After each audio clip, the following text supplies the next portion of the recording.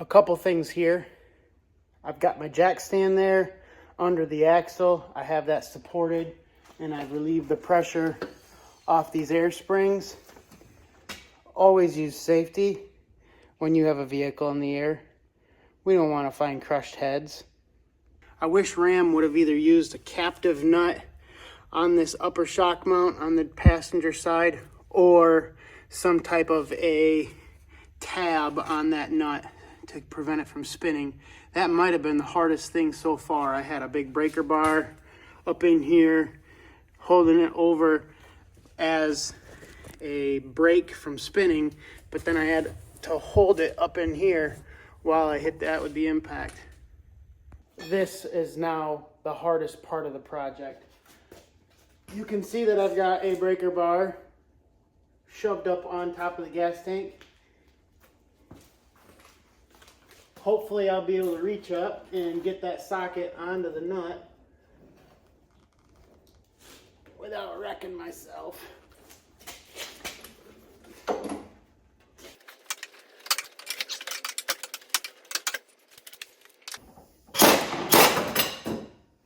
Figured that would happen.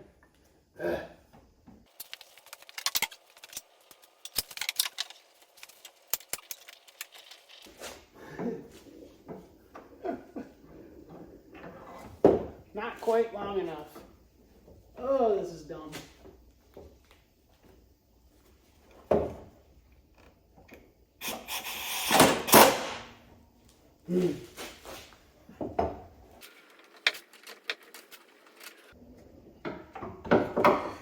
I'm all for fair market and being competitive and everything else, but man, I wish sometimes that Ford and Chevy and Ram, Dodge, whatever, would get together and build something good.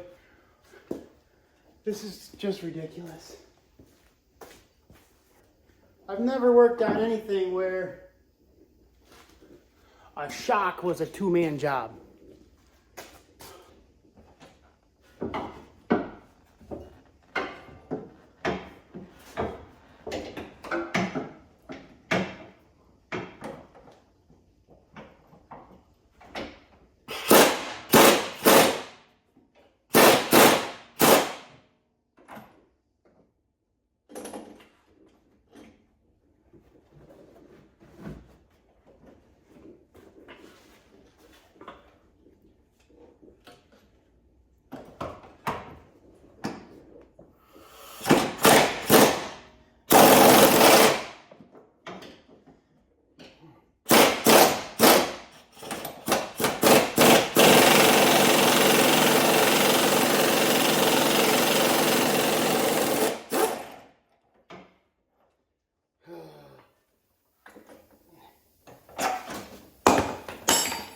Good freaking riddance.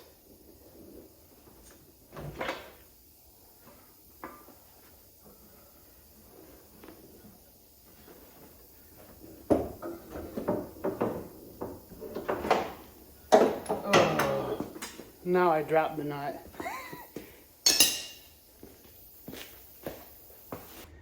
I grabbed a little tab from my scrap pile and welded that on. Now let's see how much easier it is to install this thing.